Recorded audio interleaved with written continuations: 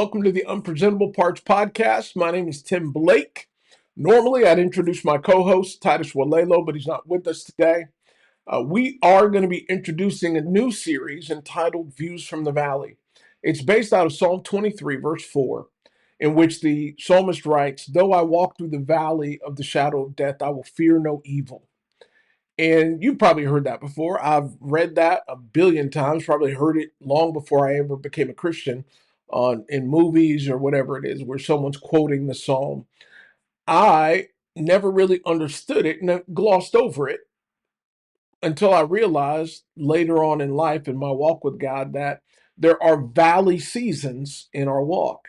And so we are going to be doing several interviews with people who've gone through valley seasons. And the aim and goal is to help us have some tools and have people that we can relate to that have also been through valley periods.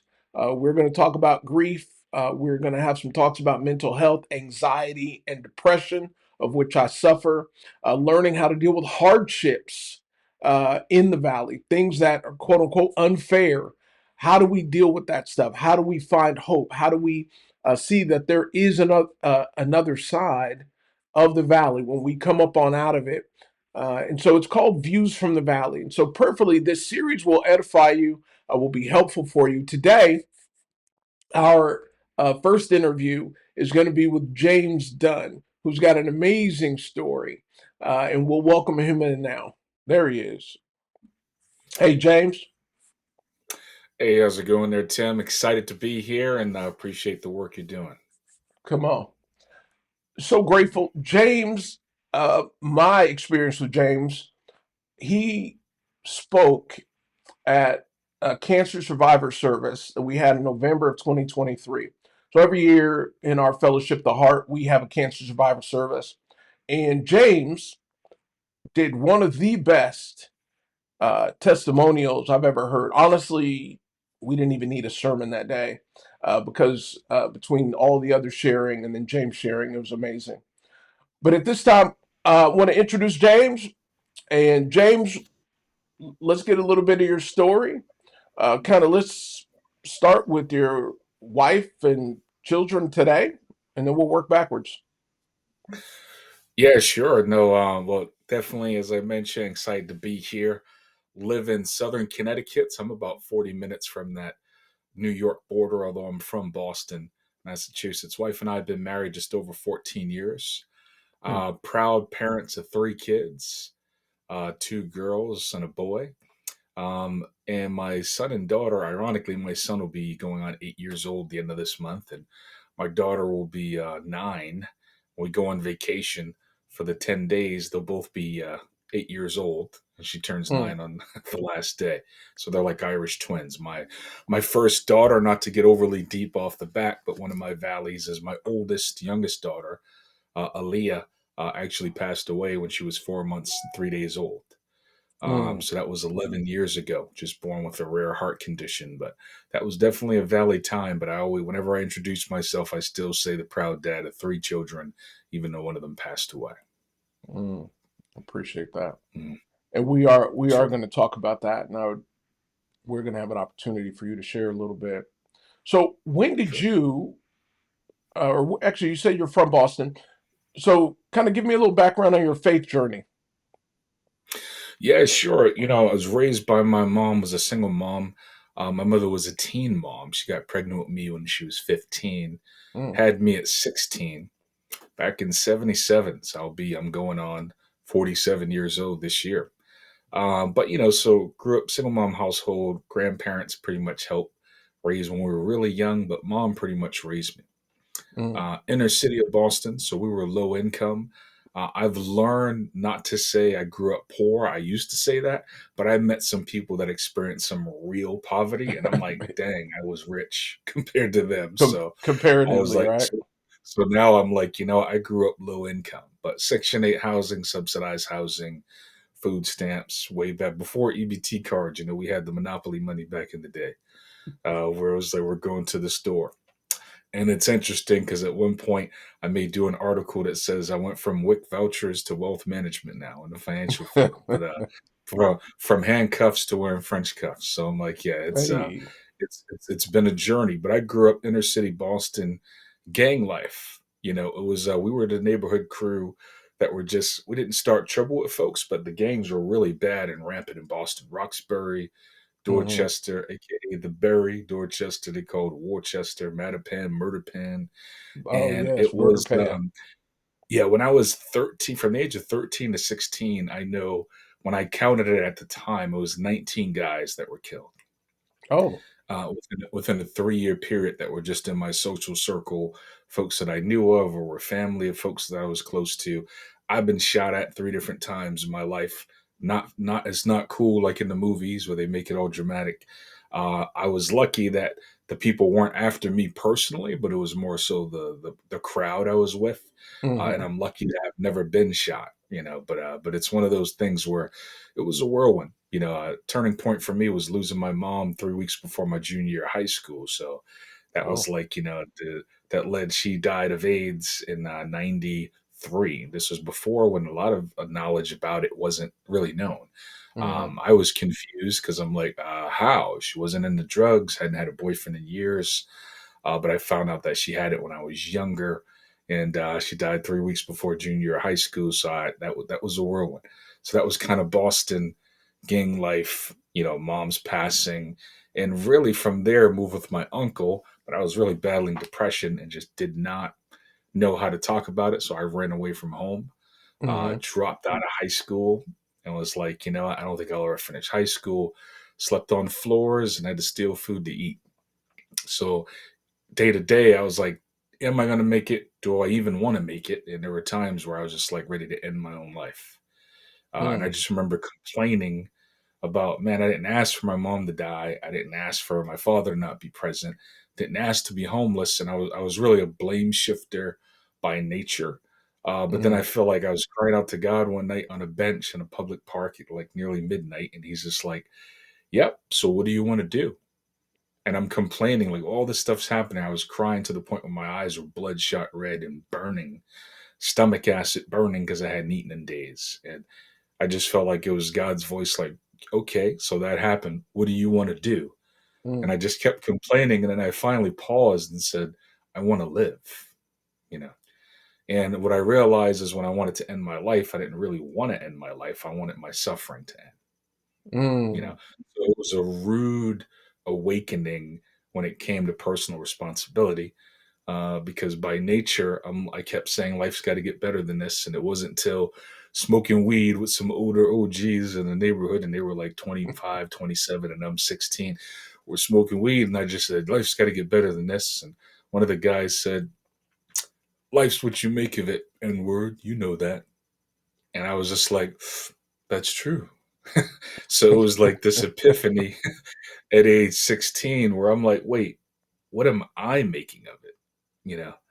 And so that was a rude awakening. I was the older brother. I really had my mom till I was about 14. At age 15, when she got sick and died at 15, she started to lose her memory, and she had Hmm. a form of like dementia. It wasn't diagnosed dementia, but the AIDS itself was actually attacking her brain. So she actually forgot I was her son. So it was really like, I had one parent for 14 years, emotionally, Yeah. technically for 15. And I just had a whole lot of emotional issues that I was just like, Hmm. I'm really underdeveloped. And yeah, so that was my start in Boston. But now all that happened, mom passed away about 3 years, before kind of meeting other folks within our local church and getting introduced to how to have a relationship with God. Wow. Eh, y- You're not a visitor to the valley. Like what did Bain say? He Yeah, said, I was born in it. Yes.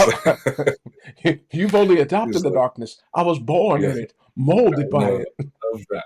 Love that my cheesy Wayne imperson. I'm saying Wayne Bain impersonation. He's like, oh, or perhaps he's wondering why someone would shoot a man before throwing him out of a plane. I'm like, yeah, but but love that you merely adopted the darkness. I was born in it. I'm like, Yes. so true.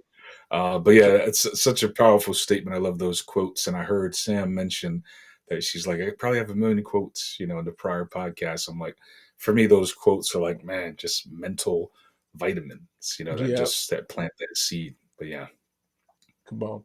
So you became a Christian in our church in Boston in what year? 1996, July 21st. So this is coming up on 28 years, which Okay. I met some folks and studied the Bible and then chose to become a disciple of Christ or follower of Christ. And so, and were you finished high school, or how did that work out? Just finished high school. Talk about God's timing. I was like, hey, relationship with my uncle was like, hey, once you graduate, you pretty much need to get a plan to either work or get out of the house or whatever. So I'm like, I have no money. So I was looking at the military. I did 2 years of Army ROTC in high school, Hmm. Boston English High School, by the way, oldest public high school in America, which I didn't even know until junior, senior year. But I graduated there in 96, and I was basically going to go to the military. I was looking at the Marine Corps just because I was like, hey, I qualify for the GI Bill, be able to live rent free, get some job training, and get money for college. So I was like, hey, let me go that route. I was supposed to leave. My scheduled ship date was June, and then it got bumped back to September. Mm. And I actually got invited out to the church end of June and July, and then chose Listen. to like literally study the Bible for 2 weeks and learning how do you have a relationship with God, because I was like, there's a lot of religions out there. I never even thought about a relationship with God. I was like, that's a Mm, new concept. I just thought, how do you know which religion has the truth? Yeah, I was thinking of it intellectually with my head and not my heart. mm. Okay. So you become a Christian. Did you end up going? Did you get deployed? Did you end up going or Yeah, no? so I actually looked. I had already signed the contract to get deployed. In fact, my recruiter and I were so tight that he gave me. We're almost the same size then, and he gave me a copy of his dress blues uniform, which was like $400 or $500. And as an 18-year-old, I'm like, oh, that's very considerate. I still have them to this day, almost 28 Oh years Lord. later. I But then I decided, just in terms of my own faith, I was like, I'm just learning what this means to have a relationship with God, how to be a Christian. So I was like, I don't know if traveling around to different states or countries is going to be good for me spiritually. So I prayed Hmm. about it, thought about it. And although there's nothing wrong with being in the military and being a believer, I just chose not to at the time. Yeah. I did have to wrestle with, hey, if I breach the contract, that like you could get locked up for 30 days or get fined a certain amount of money. Hmm. I spoke with the head sort of officer there and gunnery sergeant, and they were like, hey, just think about it. And spoke to my recruiter. I was like, I prayed, and I just think that I really should stay back. I was like, I'm not going to complain about the consequence. So if I need to get fined or spend 30 days in jail, I'm surrendered. My recruiter, Staff Sergeant Cleveland, who I still keep in touch with, he just said, hey, you know what? We're talking. And he's just like, when God calls you, God calls you. So, Hey. and I was like, I was shocked. They actually said, yeah, we're not going to force you to go. Got a letter, which I still have, from the commanding officer in charge that said, hey, yep, we're going to release you from the contract. If you ever want to come back, just bring this letter. So Man, I actually gave up that scholarship, and the same day I found out they released me from the contract, I got 3 job offers as an 18-year-old. So I was like, wow, God's grace. But great. And now you mentioned yeah, my wife Sam earlier. Now you guys knew each other in the campus ministry, right? that's right. Campus ministry. Sam and I met, and I think it was January '99 when she came down with like Glenn Petruzzi and a few other folks who had Hmm. moved into on staff and part of the campus ministry there. So I remember Okay. Sam when she was Sam Neptune, and I don't know if this is if it's hot tub time machine or hot sub time machine, but Sam looks exactly the same. So she has Listen, not aged at all. I'm like, man, there's yeah, a great American philosopher that coined the mhm. phrase "black don't crack." They didn't So lie. true, They didn't lie. But in any so case, true. Yeah. so you start working and then you went to college, correct? Yeah, I started working. What's funny is I did a smaller, like 3 month certificate program, and I actually worked in the financial field before going to college, just doing like some entry level accounting type stuff. Hmm. But I Hmm. was like, all right, it's great to work when I'm 19 or 20, but fall of '98, I was like, I do actually want to go to school, but I was living on my own, and then that's when I started college. At that point, fall of '98, met Sam in January '99. Okay. And Mhm. so you met your wife. Just after college, Yes. you're working, you met your Mhm. wife. How did y'all meet? Yeah, it's funny. I was in grad school at the time, working full time, doing an MBA. A mutual friend of ours, which was from Boston, we're part of the same fellowship there. She's like, "Hey, you should go on a date with a friend of mine." It was so I'm in Boston singles ministry. We had another singles ministry in Connecticut. They're like, "Hey, there's a poetry open mic night, to share whatever your talent." Mm-hmm. It's going to be at her home.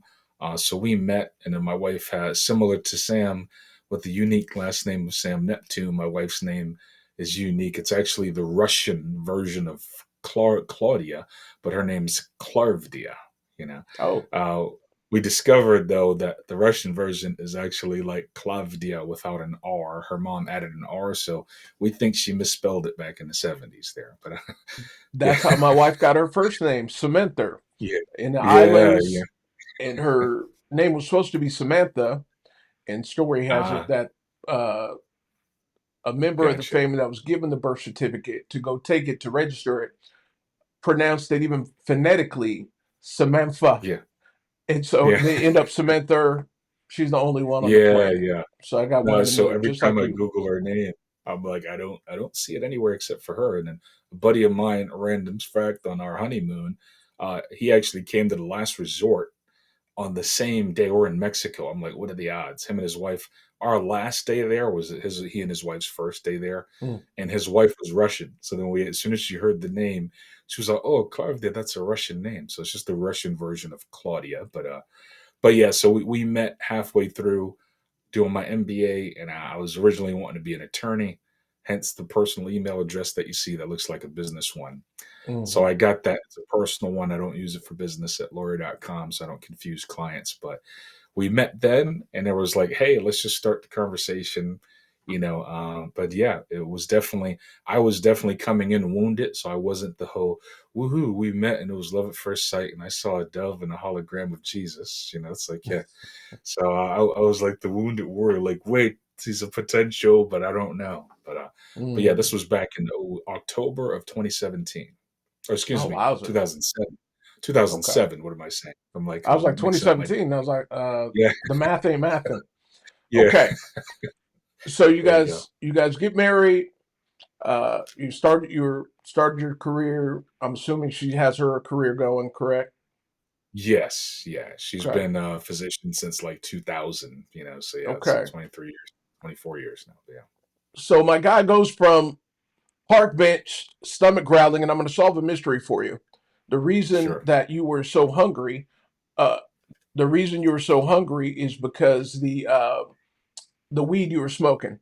That gives you the munch. So That's the this NEV New Ebonics version, right? the No, there Dewey it is. Bonic Yeah, for. So this dude's got your MBA, your wife who's a physician. Everything right. is like God is really working, Yeah, and you're yeah. like, I'm blessed. You have your Hmm. first daughter. Yes. Yeah, that was a big blessing there. We're like, hey, I always tell my clients too professionally, I'm like, we're older, younger parents. Our first daughter was born December 26th, day after Christmas, 2012. Mm, And we when we were pregnant, or my wife was pregnant, one of the emotional times at 5 months, we found out, hey, you're having a girl, it's a boy or girl. Exciting times. But then the doctor says, we hear a certain pattern. It's amazing with technology and medical expertise. They mm-hmm, could tell by the sound of her heartbeat at 5 months in the womb that it was an irregular sound. And they said, we're concerned that she may have a heart condition. mm, And I was amazed that they could tell that just by the sound. And there was a condition called congenital heart disease, or technically tetralogy of Fallot, which means that there's a major artery from your heart to your lungs that, if it doesn't connect properly, we used to call it blue baby syndrome, where the babies would turn blue. They didn't get enough oxygen. They die within a few days. mm. So they were like, hey, she's going to need to have open heart surgery as a newborn when she's like 7 days old. Okay. So that was like a blow during the pregnancy, because we're like, whoa, what does that mean? There was If you also don't like, mind, how sure, did you and your wife process, like just yeah, during that that time when was you that was got that diagnosis? How did you and your wife process that spiritually? yeah. No, great question. It was an emotional thing that day. I remember after work, where I remember having to go back to the office, and then her hearing, ironically, her like OB checkups were like 2 minutes from my office. It was like two Mm, buildings over. So I go right back to work, and I'm just like, it's like time stood still, and I mm, was doing like, sales at that time on the financial side. And I'm like, I need to kind of take a breather for a couple of hours here before I jump on the phone and try to bring energy to selling a financial product. mhm, And mhm, that was a rough one. We talked it through. We're like, okay, what does this mean now? From growing up in the streets, one way of thinking that I developed is really just called circumspection, of just thinking where you really think about every potential consequence before you act. So we mhm, had to say, you know what? What could this mean? This could mean that, is she going to survive the birth? We could end up having a miscarriage or giving birth to a stillborn child who dies out of the womb. This could mean that, what if she has like severe disabilities throughout her life? It could mean that, what if she dies, at a young age? And so we talked that through rather than ducking and dodging it. Some people mhm, get into this, I don't want to talk about it. Let's be positive. I'm like, I'd rather face it head on, because rather than running from fear, I've learned that it's going to catch up to you anyway. And fear mhm, is like credit. You pay now, you address it now, you address it later, but later there's a lot more interest and it's a lot harder to deal with. mm. So we had a That's very good. direct conversation, allowed ourselves to express what we feel to each other. Definitely was in prayer throughout, but also too with our close circle of friends, just soliciting prayers, man, and getting open to say, hey, this is a challenging time. And but I also think that one of the things that does help me from my earlier start is that I don't feel exempt from trials coming my way. Mm, In Romans 3:23 is like, all have sinned and fallen short of the glory of God. So spiritually speaking, I know that I deserve hell, and so does my wife. Now, if somebody is not from a faith-based, background, that could sound weird. So I'm not trying to sound negative or yeah, yeah, pessimistic. yeah. What I'm sharing is that on the spiritual tip, that I know that my sin separated me from God, and I deserve hell, but He chooses to have grace on me. And because of that, I'm not exempt from any challenge coming my way. So we didn't Mm, really struggle with feeling like, hey, this isn't fair.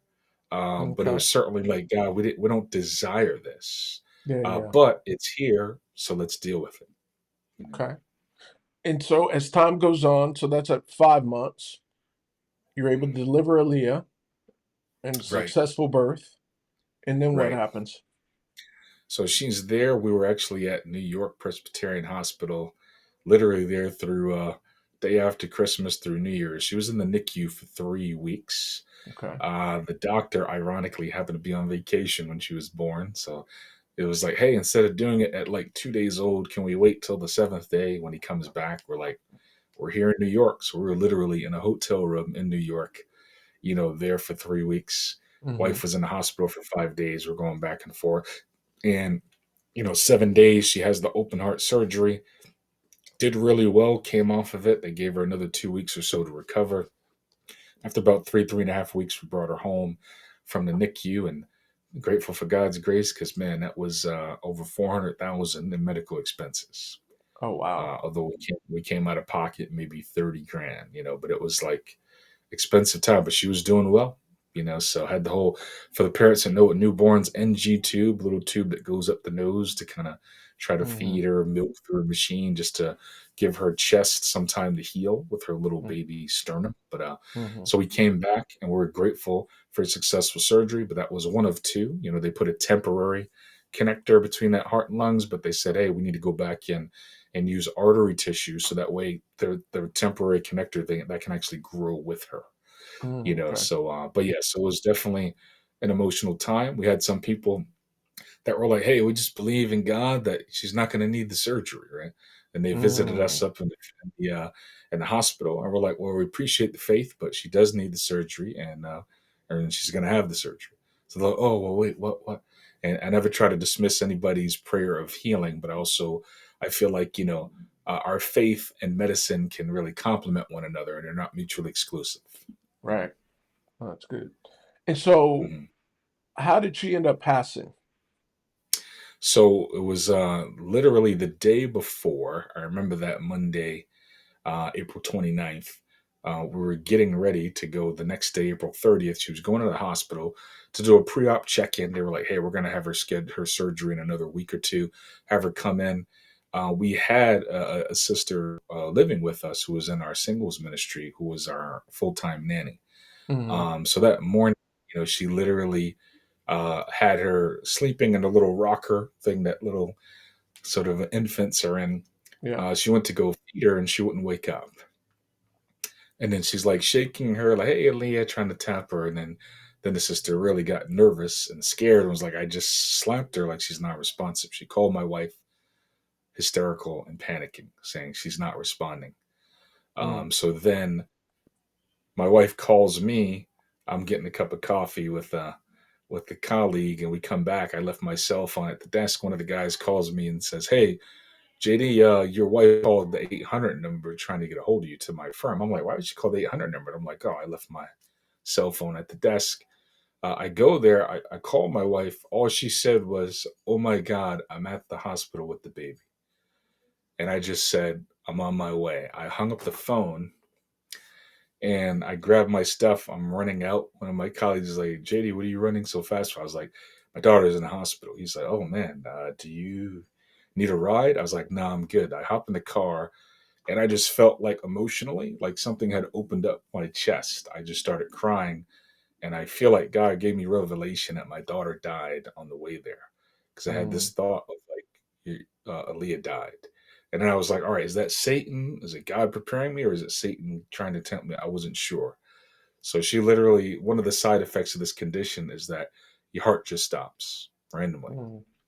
So in essence, it's like a cardiac arrest. So I go in there, I walk in, to the security guy. I'm like, "Hey, my name's so and so." And a doctor standing right there goes, "Mr. Dunn, can you follow me, please?" So she stopped the security guy from even checking me in.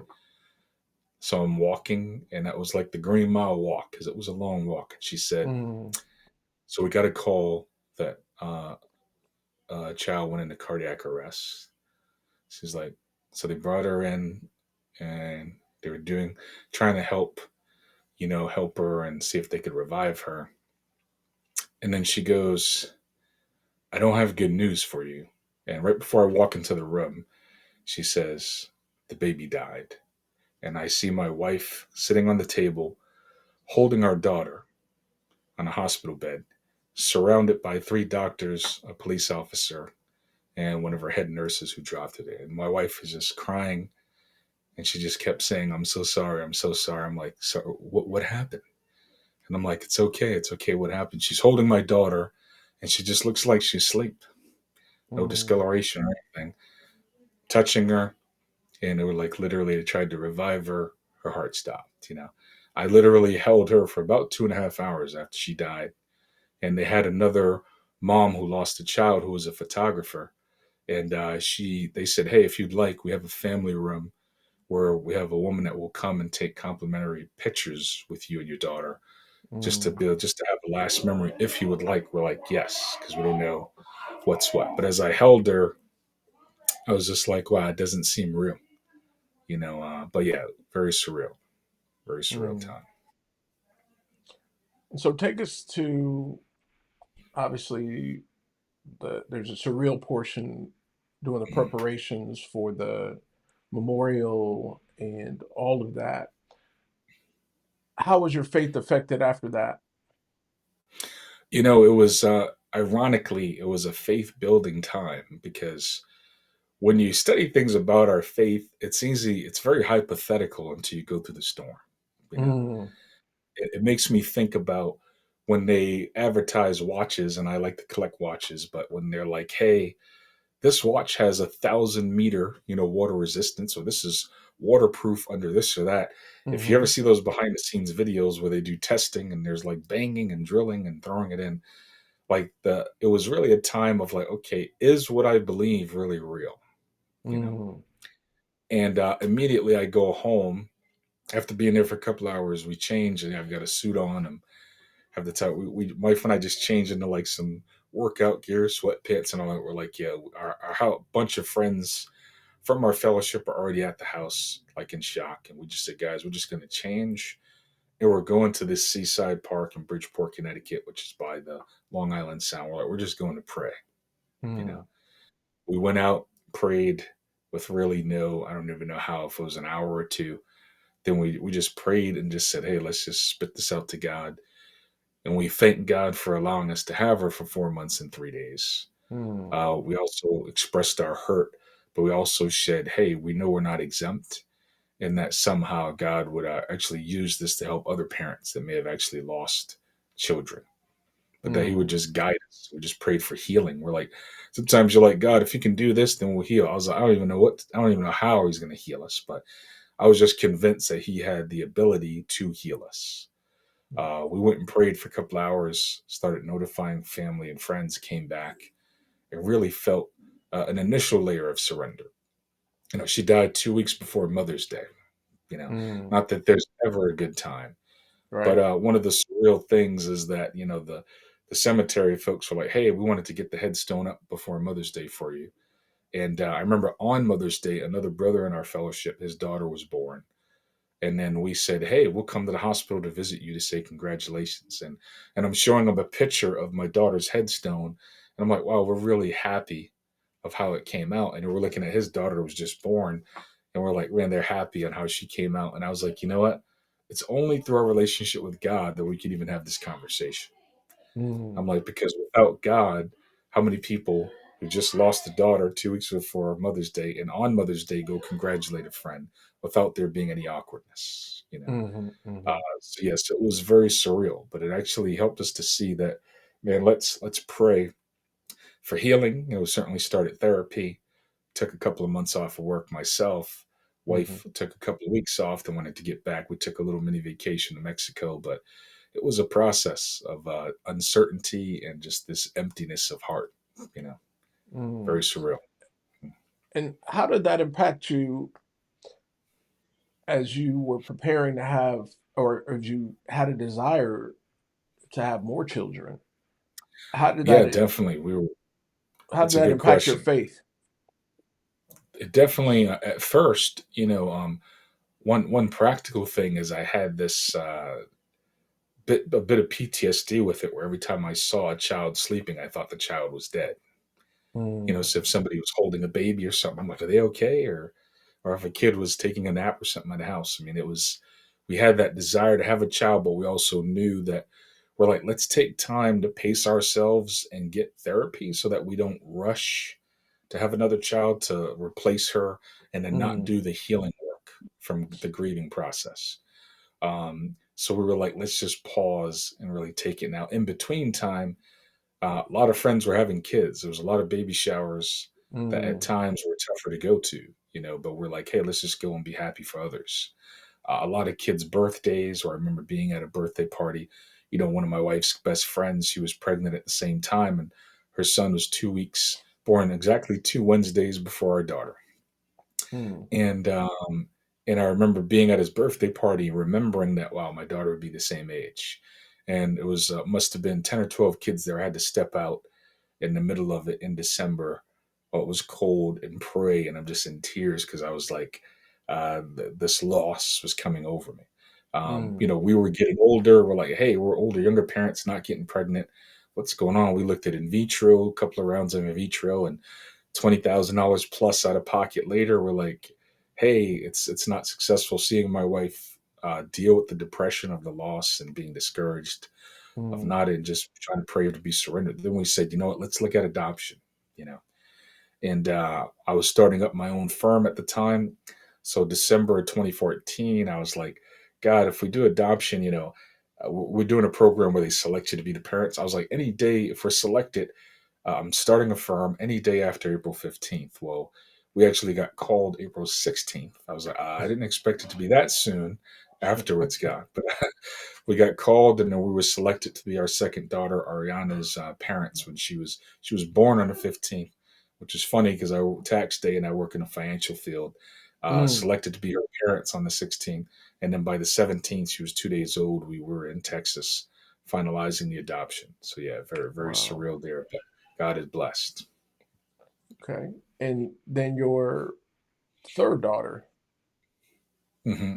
How did that So occur? technically, so it'll be third child, which will Third be my child. son. Yeah, Oh, I'm so sorry. yeah, yeah. You mentioned that at the beginning. Please forgive No, me. no, it's all good. It's all good. So what's surreal, and this is where it showed me God's timing of it all. So my prayer of like God for select it to be, someone's parents any day after April 15th, we get called April 16th. After we adopt her, my wife loses her mom a couple of months later. And then all of a Hmm. sudden we find out a month after that we're pregnant with my son after trying to get pregnant for years. They say you heard Mm. a lot of stories like that. As soon as you adopt, you get pregnant. We're like, we're trying, ain't happening. My wife gets pregnant with my son. His due date, April 16th, the next Ah. year. I was like, wow, what are the odds? He actually came March 29th. So I jokingly said, as I like to be on time, I guess he came early. But they're 11 and a half months apart. The day they finalized the adoption, April 29th in Texas, 2 years to the date, was our first daughter Aaliyah's death anniversary. And Mm. I was like, wow, this is crazy. It just showed me God's hand in orchestrating all of this. Mm. So now when the kids drive us crazy and drive us to want to use profanity after reading the Bible, we're like, hey, this is what we prayed for. So let's be grateful. So my son AJ. So I'm James Alexander Dunn. He's Alexander James Dunn. So we call him AJ as I go by JD. And yeah, it's so now it's and he's a jokester too. So they're 11 and a half months apart, like Irish twins here as they call it. But yeah, 2.5 weeks a year they're the same age. But Wow, that's really inspiring. yeah, For I know one of the challenges for me, and again, hmm not even having close to your story, like our stories are vastly different. But I know when I became a Christian in 19, one of the things that I don't know if anyone said it, but I felt it. But you walk with God, you obey, you find purpose, hmm and blessings just come. You walk with God, and blessings come. right, And the first year, I had some romantic interest that didn't work out, and I was like depressed. And God take me, and so that just shows you how fragile and privileged I was. Uh, yeah, sure, and so getting married, honestly, I had several other things that occurred.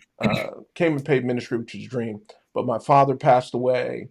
Both of my grandparents passed away. My grandfather died on my birthday, um, and so these things started happening. Like life started happening, and even my wife, we got married. We couldn't get pregnant for almost 4 years. Nothing wrong physically. Everything seemed all right. And then God bless us, we had a child. It was fantastic. It's funny you shared the story because hmm my wife's friends were getting pregnant right, all around us. And right, it was so hard to go to the baby showers, to show up at the hospital for friends sure, because you're like, sure, a little bit way different than your situation. But we're like, man, right, we're trying. God, what are you doing? So we're able to finally have a son. And then 2 years after our first son was born, we were pregnant again. We lost the child. And to your point, mm, going in for the ultrasound, hearing no heartbeat. yeah, And unfortunately, I did not handle it the way you did in facing hmm the realities. For me, sure, kind of suffered in silence. And hmm my wife and I really didn't have any deep discussions about it. And so we both dealt with it in our kind of own way. yeah, And we banded sure, together, but we never really had discussions like you and your wife. And so it mm, wasn't until years later that God was able to use that pain to help other mhm. people. And I didn't understand that at the point. Yeah, Um, sure, sure, but I think the challenge for me, and I share all that to share, one of the challenges for me in our fellowship, one of the things was the certainty of God's blessings. The hmm certainty that if you reading your Bible every day, you're praying every day, you're fasting, you're about your purpose, you're about the right, mission, everything's going to go well. And even mhm, though I'm reading my Bible and nothing in the Bible says that, Right. Jesus himself, who was perfect, died on the cross. Right. Paul, Right. who lived for him, suffered. But in my mind, I'm thinking, oh, everything's going to go well all the time. Mm-hmm. And it was such a challenge because I felt like the realities of life, but in my mind, this uh, image or the paradigm of walking with God and all blessings. You hear the things Mm-hmm. triumphal perception, triumphal Right. procession in Corinthians. Going from strength to strength. All the blessing passages you hear over and over again. Sure. But the realities are there's the valleys, and it's so Yeah. inspiring to hear how you and your wife handled it. It sounds like you used reality Yeah. and gratitude Mm-hmm. and perseverance, Yeah. a Yeah. step No, at a for sure. time.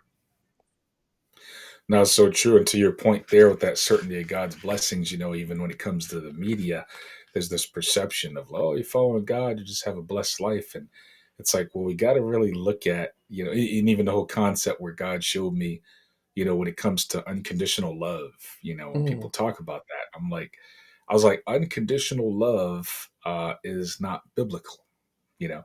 Now I know the heart behind when people say that, but God actually puts a condition on his love and how he instructs us. He's like, love as I have loved you, mm, forgive as I have forgiven you. And when we say unconditional love, what we usually mean is don't hold the person's like sin against them. But mm, it's not about the person. I have to look at how has God loved me? And then how am I tempted to love this person? So my reference point is God, not so much whether or not the person deserves forgiveness. So the condition is we have to look at God's example. So it's actually counterintuitive, but it was an epiphany for me that because if we think about unconditional love, people are like, well, what about if you're raped or abused? How could you unconditionally love somebody? It's not about the person. The condition is how is God loving me? And when I look mm, at me and I say I deserve hell because my sin put Jesus on the cross, and the fact that he chose to forgive me for that, that's what helps me to kind of let go and be surrendered of after experienced sexual abuse when I was 9 years old, to mm. say, I can forgive. That doesn't mean we're BFFs and Yeah, we're yeah. hanging out, but my decision to forgive my abuser was not based on their performance, acknowledgement, or repentance or what have you. It was really because of looking at God, how God loved me. That's one piece, and then not feeling entitled because God's like, hey, I'll never forsake you. He didn't say, I'll make sure everything's all good. But he's Mm, like, but when you go through the valley and when life is unfair, as Jesus dealt with that, he's like, God, don't hold their sins against them. They don't know what they're doing. His focus was, hey, my relationship with God. So that was an epiphany for me. And it's not just linguistics.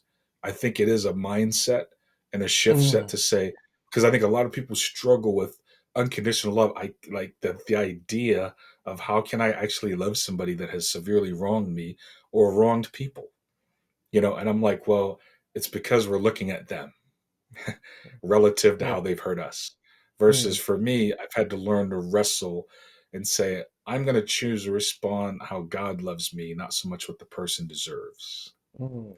And it Okay. doesn't mean it's easy, but at least gives me a framework. Absolutely. And that, I may have you on for another series talking Yeah. about that. Oh, But yeah. if we can, real quick, Sure. let's move on to you had a cancer diagnosis. When was Yes. that? That was literally the day after Father's Day 2022 when I Oh, found out. okay. It was a crazy time. My father, who wasn't around when I was present, we actually got close as an adult. I just chose to initiate with him, which is a whole nother story. But instead of one brother, I have four brothers and three sisters. So my dad is, I'm mixed of, my mom was Native American, African American. So I just grew up saying, hey, I'm black. But my dad is Puerto Rican. So I look Latino. I'm African American, but yet my last name is Irish. So I'm officially a mutt. Yeah, it's like, gotta love it. But we Goodness. got close as an adult, and he actually had triple bypass heart surgery just from unfortunately abusing alcohol, and his organs and his heart were shot. He had 2, 3 heart attacks. He died 3 weeks before Father's Day, Mm, 2022. So naturally, you lose a parent. You start thinking about your own mortality. I'm kicking myself because I ignored as a typical guy. Like, oh, I do these group workouts. I thought I pulled a muscle on my thigh. I Mm. ignored it for like 10 months. Finally, Oh. my wife's like, you should probably get that checked out. I had an MRI the day after Father's Day, literally that same year, just 3 weeks after my father died. My doctor called me within 20 minutes. I was still in the parking lot. I didn't even pull out of the facility yet. He said, hey, they just called me. They never call me that fast. It's looking like cancer. Oh. Where I thought was a pulled muscle was actually an 8 by 4 inch tumor in my left thigh, Oh. which is crazy. And it was like in between the muscle. It wasn't on the surface of the skin, which would have probably been more obvious. So my stiff kind of left quad muscle was a tumor, spindle cell sarcoma. It's like 1% of all cancers that get diagnosed. It's very rare. They don't really know how you get it. But Mm. the old treatment 30, 40 years ago was amputation. And so that was like the life rock. My whole life in the world was rocked at Mm-hmm. that point. Yeah. Wowzers. And so Yeah. take us through that process. So your Mhm. father passes, Yeah. you're diagnosed with Yeah. cancer. Right. Right. Now, how do you handle Diagnosed that with in your faith? yeah. That was a whirlwind. A day later, they're like, "Yeah, not only are you cancer free, hey, but I check on my chart, and they're like, oh, by the way, we just did a random COVID test, and you're COVID positive, you know." And I was like triple vaccinated. I was like, "Great, here we go. Something else, boom, boom, boom, you know." So And we'll go back up. I'm So like, you're diagnosed with cancer, right, and and then they then were you like, get "Oh, but COVID. they were like they did a COVID test just in case." So then I find out 12 hours later, they're like, "Oh, by the way, you got COVID too." Oh. So I was like, man. So then I was thinking, my wife had it once or twice. I was like, that stinks. But I was like, I'll probably just have the sniffles for a couple of days, whatever. But I had to quarantine with my kids because they were exposed, so I couldn't even have downtime to process the cancer diagnosis, Mm. fully because I'm like, wait. But that version, and it could be the stress of my father's death and the new diagnosis stress. COVID kicked my behind. I had the real, like, I was like, oh, I was in intense like pain for a Mm. couple days, and then had some treatment thing, and then I was better like within 3 or 4 days. But that was humbling to have to quarantine with my kids that were at the time only 6 and 7 while we sort of processed this. Actually, there were 5 and 6 at the time, and I'm like, man, it's a whirlwind. I remember first thing I thought of, and professionally, I'm a financial planner, so I was like, I need to update my will and my legal documents. I didn't know Mm. if it was curable or not. I remember just having times of I think I have a video recording of it where I just burst down in tears because I'm like, I didn't grow up with my dad, and my mother died at 14. So my immediate concerns, I wasn't really concerned spiritually because I'm like, I have a relationship with God. And financially, I have things set up where my family will be taken care of financially. But Mm-hmm. my concern was, I don't want my kids growing up without a father like I did and how rough it was. And secondly, I was like, man, I don't want to collapse in front of my kids, and Mm. have them traumatized, like, hey, dad's here convulsing or, whatever. So that was a concern. And I just remember saying, all right, well, let me just journal that through and pray it out. Cause I'm like, rather than duck and dodge it again, I'm like, let me just play it out and really express that to God. Rather, some people do take that journey privately, but I was like, you know what? There's a whole lot of unknowns, and on social media I'm connected with overall probably 1,000 plus, and my initial contacts, but it's like tens of thousands of people that are also fellow believers online. So I Mm-hmm. decided to just go public with it, like, and my motivation in doing that was I just need as much prayer as I can get, you know Mm. and so I was like, I don't have the energy to make 1,000 phone calls, but I can just kick it out there to different groups. And so I just decided I'm going to put that out there. It was humbling. And then it was like, hey, am I going to need, chemotherapy? Am I going to need surgery? They're like, well, surgery to remove it, and radiation. At first, they're like, surgery and radiation, you may not need chemo.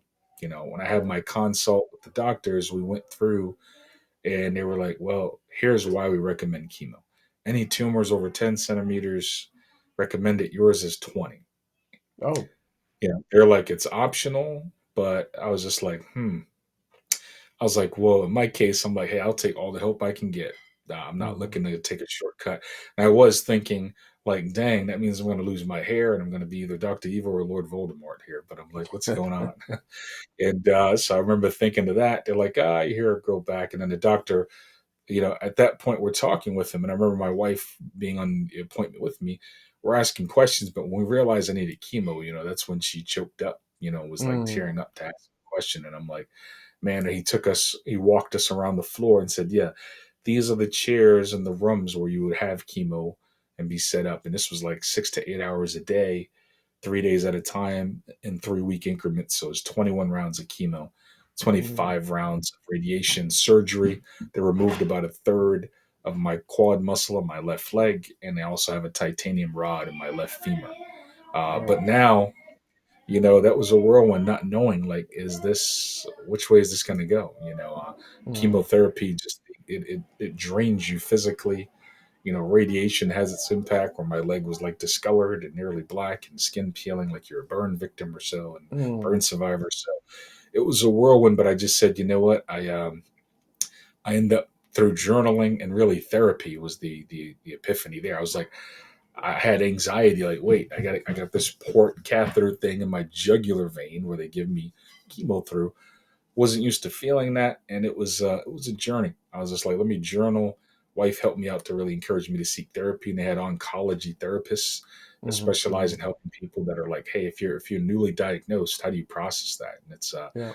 a lot of unknowns. Thinking through, I started making a list of lessons I want my kids to know, and let me write a personal letter in case I do die. So a lot of uncertainty, and I was just like, there was control versus influence. So I said, all I can control is choosing to be honest with God, with others, and also too choosing to be honest with myself. Now, in my sinful nature, similar with my daughter's loss, I jokingly told my wife, like, hey, if I become terminal, and this is the comedian side of me, I said, tell the Make a Wish Foundation that I want to go to the Bunny Ranch in Vegas for the weekend. I was like, but I was like, only if they hire you as my escort. But I'm like, yeah. Oh my So, gosh. This dude. so needless to say, I was just like, I remember just feeling this sense of entitlement, like, oh, do I deserve to just like sin or something, and just do I deserve to just say, what if we allowed ourselves to sleep with one person each? Oh my Now goodness. it was a thought, and because my wife and I are transparent, it was just like, hey, these are some of the thoughts here. It's just like, yeah, that's real. Didn't act on any of that, but I Oh, was like, let me just I I pray was like, not. let me put it in the light. Yeah, I was like, let me just put it in the light, and then take it a day at a time. Having young kids, I was like, how do we balance? How do we even talk to them about it?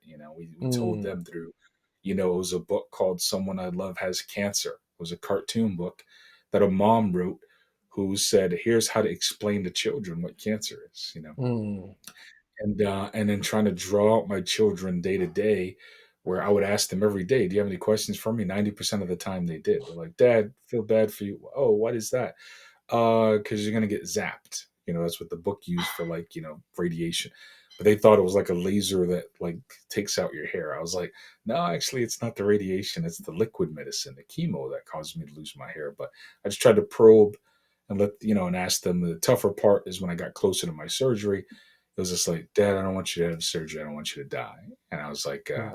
so I was just like, well, thank you for sharing that, bud. I'm like, I'm actually having the surgery so that I don't die. It's actually going to Mm, help get rid of the cancer, but thank you for sharing that. And I just tried to ask my kids every day, do you have any questions for me? Thank them for expressing it and give some reassurance. But it is surreal. I remember just walking by, seeing them brush their teeth or so, or taking my son to a baseball game or something, and just it became very surreal. I'm like, I'm sitting here not knowing, is this my last summer as a dad?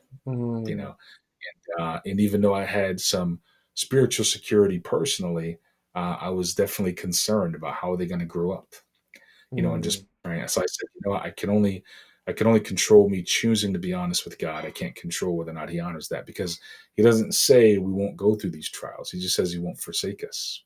yeah. And although that's comforting, it's also scary and humbling, because when scriptures say, "I won't give you more than you can bear," that means that you have the ability to bear. He didn't say about the desire to bear. I mean, I have the desire to not bear a lot of things. Yeah. I Yeah. never want to hear about children getting sexually abused as I was, but yet God doesn't say that'll never happen. He just says that I will guide you through it should it happen. And that can be discouraging at times. But I also say, you know what, I can only choose to be honest with where I am, and pray that, he does certain things in my favor. Mm.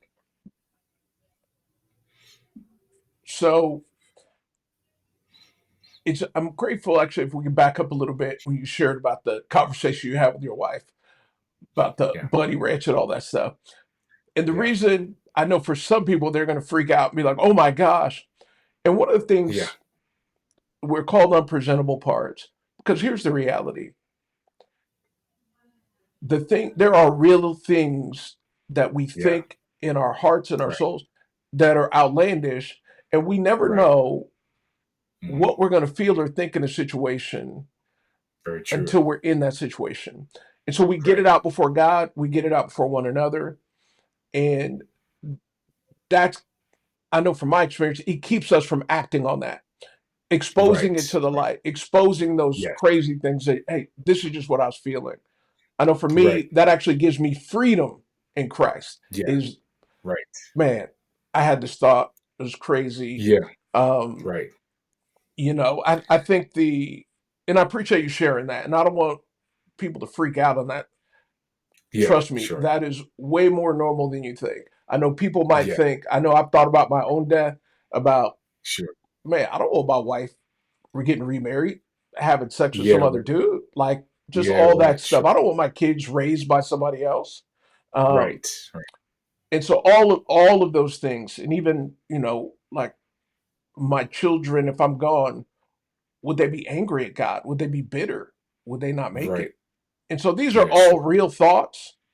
Yeah. And I think for us, there's a maturity. And the reason James, I'm really, really grateful you shared that, is for us to be able to understand that before God, He knows more than what we say. He knows what's True. going on in our So hearts. true. So you might as well Right. get it out. Get it out Yeah. No. before So Him, true. get it out before others, and then God Yeah. can work. Yeah. So, so, Yeah. No. so, Great point. so, so you have your surgery. It's obviously successful because here you are. Yes. And so, where are you at currently? Yeah. You know what? So January 30th of 2023, it was like, hey, this is your first MRI after the surgery. We're going to see if the cancer is still present. And they do these webinars there, and one of the webinar titles was called "Scanxiety" for Mm, cancer patients. And I was like, that's a good title because when you go through these scans, you're like, is it there or is it not? Like you don't know. And as of January 30th, 2023, cancer free, 100% cancer free by the come grace of on. God. They're still monitoring me every 3 months. I have scans for the first 2 years, then it would be every 6 months and once a year. They're going to monitor me for 10 years, as a precaution. But my rare form, it rarely comes back. They said if it does, it tends to be decades later. If it does, everybody's cancer is a little different. I'm just praying that that never does. So that's why at least once a year, I'll definitely be getting checked just in Mhm, case, because mhm, it's all about early detection when it comes to cancer. I mean, literally getting checked from 1 month to the next can mean the difference of whether or not you live or die. Like if you're not mhm. careful with cancer. Yeah. So yeah, So, so for me, I'm like cancer free, grateful for it. amen. So, how has that impacted your outlook on life? All of these circumstances, the loss of Aaliyah, loss Right. of your father, cancer. And so Right. now, obviously, we have no idea what's coming in the future, but Yeah. like, how has that impacted your Yeah. faith, your walk with God, like even your Yeah. how you live your life now, how you experience your Yeah. faith now? Right. No, it's a great question. For me, it's through journaling and going through the process. I hadn't finalized it yet, but I was working on a presentation called "How Letting Cancer Take My Life Saved It." You know, Mm, and really, it's not so much that it took it in terms of ending my life, but rather it took me in a different direction. You know, okay. so now gratitude, being present, and I'm sure you and Sam know, having raised two near adult age boys, is how you have to be so deliberate with your time when you've got Mm, kids, because it's like, oh, I want to do this. 5 minutes later, 2 years go by. And it's yes. just like, so I'm realizing like, wow, I've got to be very deliberate, very intentional, We look at, all right, with our kids, what do we, our biggest desire is that we create an atmosphere where they have their own desire to want to have their own relationship with God when they get older, without pressure from us. So, Mm. wife and I are like, what do we want to instill in them? Integrity, honesty, discipline, consideration. We're like, what are we doing in our parenting? You know, what input can we get from older parents? And how are we spending our time so that we can facilitate developing those skills in our kids, and those values? So, being very deliberate, very grateful, and, learning to just be big picture, and Mm. think long term when it comes to even dealing with my own issues of kids will bring out they can bring out most people could see me as a patient person, but the kids can bring out the inner hood side of me, like what, where I could just be ready, where Especially I'm your just ready to son. catch a case. You're like, hey, I jokingly told folks that, hey, I used to dream about my kids being born, and now I fantasize about their death at Oh times. my But I'm like, yeah, goodness. but they will drive me crazy. But I remember thinking, like, me working on my anger is not just about working on anger, but it's thinking through, man, what kind of a husband do I want my daughter to select? We've heard so many things about women, like, well, my dad yelled and was abusive, and now I'm with an abusive guy. So really Mm. thinking long term and generationally, thinking through for my son to be patient and not to be overly aggressive with him so that he doesn't be aggressive with other kids. So Mm. it's given me a perspective to think generationally, think more eternal, think long term, and to be very deliberate.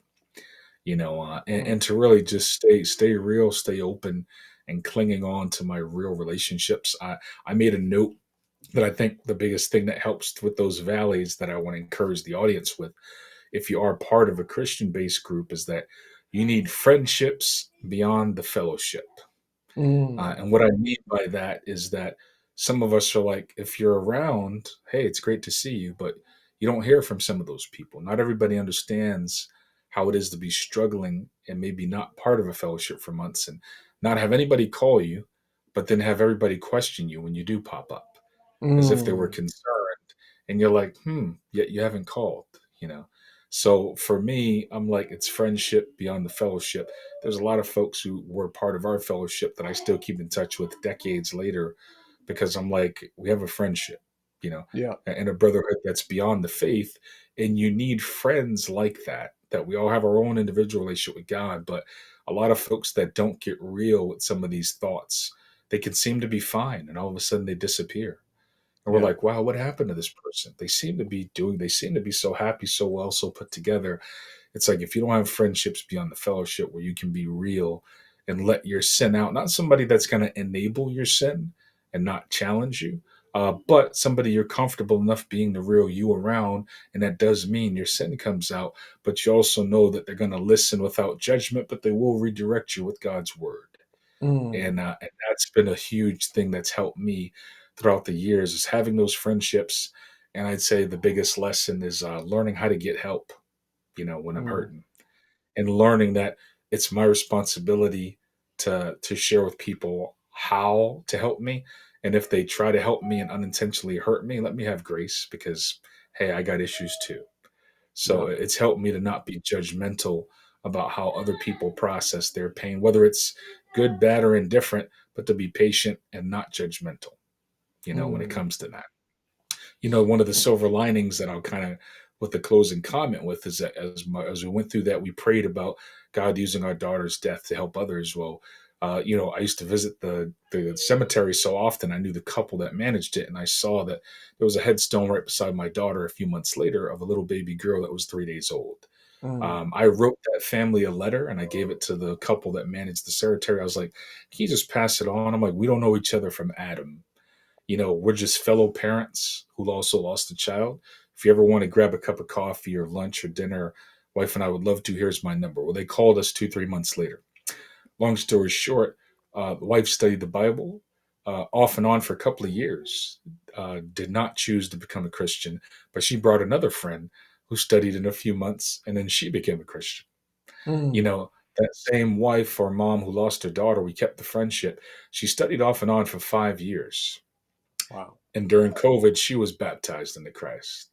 Mm. So we've seen two women and two families impacted. We're praying for the husbands. They're more open to friendship, but not necessarily the gospel. But through that time, God really used the pain and in my wife's relationship to help convert two other women through, and one just indirectly. Ironically, the other woman that was converted, both of them are nurses, but one of them is actually an oncology nurse who was like giving me tips later on my cancer treatment. So just never Wow. know how God will use, some of our misery becomes our ministry, as they say. It's a Wow. whirlwind. But that was our prayer because we said, how many people are going through this without God that need to talk to somebody who's going through it with God? Not that we're any better than them. We're just fellow strugglers that have just tapped into God's grace, and can we share with you what we're learning as we're on the Mm. journey? That's that's that's amazing. That's really, really encouraging. It's funny how the Holy Spirit works and allows things to occur in our lives Right. that have nothing to do with us. That's one of the Yeah. lessons I learned about suffering in Christ is, Right. 2 Corinthians chapter 1 verses 3 through 11. I remember reading that Hmm. over and over again. And the idea, Paul said that the comfort we receive overflows. We Right. suffer so that the comfort we receive from him overflows into others. Right. And I realized that because, again, whenever I suffered, again, my privileged mindset, I always thought, oh, I did something wrong. God doesn't love me, yada, Right. yada. But it Yeah. doesn't have anything to do with me. It's me sticking Yeah. it out with God, me experiencing his comfort, and then that Yeah. overflows to others. And the grace and the love that Yeah. he's shown me, I can Right. extend out. And so, Mhm. again, to a much lesser So true. degree, when we So lost true. our Yeah. child in '08, we've been able to comfort so many other couples that have Yeah. gone Right. through the same thing and Yeah. counsel them through it. Right. Um, and it's amazing. So that's really encouraging. Lastly, Yeah. I do I, Hmm. I know for our audience they don't know this, but one of the reasons this podcast occurred, and James and I talked about it a little bit beforehand, was Sure. James started doing stand up comedy, and so That's I right. saw this online, and I'm going to ask you about that really briefly. I saw Sure. him do his comedy online, and it inspired me. I thought this has got to be because of the cancer. He thought, Hmm. let me just make this happen. And so my Yeah. thinking was, I don't need to have cancer, but do something that maybe Yeah. you want to Sure. do. Sure. Another lesson was I was teaching my sons you got to try to fail at something. So I was like, Right. let's try a podcast. So, any case, Right. James, you want to share a little bit about your comedy, really briefly, and then we're going to close it up. Yeah. Sure. I think that it's one of those things where since I was literally 11 or 12 years old, just loved stand up comedy, and I think from going through so much childhood trauma, I just enjoyed laughing. It was like a way to disconnect from like reality but also to be able to find some humor in it. And there is sort of over the years I've developed it. I've hosted a lot of parties kind of just for friends or even within our church. I end up emceeing a lot of things, being like a facilitator of discussions, and I just pepper humor throughout. Sometimes it's not even an effort, you know. Mm-hmm, mm-hmm. But it's one of those things where I find it's very therapeutic and does help with laughter. So I had never done any formal training, so I did a 6 week workshop where it took 20 hours of preparation to be able to do a 6 minute routine at a professional comedy club, and it was filmed. But it was a bucket list item, and now I'm part of a whole network of comedians throughout Connecticut and beyond. I get invited to shows all the time. Now it's a matter of finding the time to do it again because it literally, when you see these guys do a 1 hour special, it's like 100 hours plus of prep. To do five Mm, minutes can take you 10, 20 hours. So comedians make it look simple, but when you do real technical comedy writing, it is a process of stretching. But I enjoy it. I find that, keeping the humor, I was like, if Titus was on here, I know he did some bodybuilding. I was like, in campus days, I look like a bodybuilder, but now I went from bodybuilder to bodybuilder bear. All right now. So I'm trying to work it.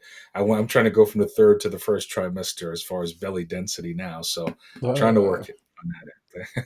that's funny, and it is Yeah. funny. A lot of the best comedians, historically best Yeah. comedians, have trauma in their backgrounds. Darkest backgrounds. It Yeah, so true. it's born out of pain. Some of the Yes. best Yeah. comedians, Yeah. but amen. So true. So James, I should have done this at the beginning, and maybe anyway, we'll do it here. Sure. The One of the questions we ask at the beginning of every episode, and now we're at the end, is what's unpresentable about you today? What's Hmm. unpresentable? Meaning, what's a Sure. part of you that's struggling today? Sure. I know for Sure. me, the unpresentable part was, man, this is my first interview, and I wanted to be, whenever you're doing something, you have Right. somebody in mind, like, oh, do it like this guy or do it like that guy or whatever, as opposed to yourself. And so the Sure. anxiety of, can I be me? Yeah. That makes Sure. sense. Sure. So, any case, No, that's what I'm feeling a little bit anxious about. Yourself? yeah, definitely. I think one unpresentable part was, I think for me, it's just always having. I always keep present what my sinful nature is. So by nature, I'm a coward, conflict avoider, and I lack discipline and character. Mm, And when I dropped out of high school, it took me did an extra year, but I didn't really know how to study. I had times where I flat out failed semesters in college. It took 8 years to get a 4 year degree. I actually had a full scholarship where I went from a community college to then go into Harvard Extension School at night. The scholarship was going to cover tuition, books, and my rent while I finished Harvard. But they were like, if you drop any class or fail a class, you lose the scholarship. I went through the worst breakup in my life, and I chose to withdraw instead of fail because I wouldn't hit my GPA as hard. But I literally lost the scholarship for my lack of discipline. mm, I've had times where, as an adult, I work in the financial field now, and professionally, I give millionaires advice, and yet I've had times where I'm just like struggling financially. And I remember the days in campus, like, man, wait, I'm behind on my rent, or I owe this roommate money for the phone bill. And so for me, that unpresentable piece is not seeing myself as a financially irresponsible, lacking discipline, homeless teenager, and then not letting that hinder how I pursue success now. Because I literally give millionaires advice professionally, which is kind mm, of surreal when I look at where I came from. But I also have to remember, and God's, this is a work in progress where rather than feeling like I'm not worthy, Saya, can I help you, my lord? It's like, hey, I'm just as successful as they are in my own right. Not saying I'm balling like I'm a millionaire with the chalice or mm, something, mm, but I think that sort of self doubt, not so much imposter syndrome, but more so feeling unworthy.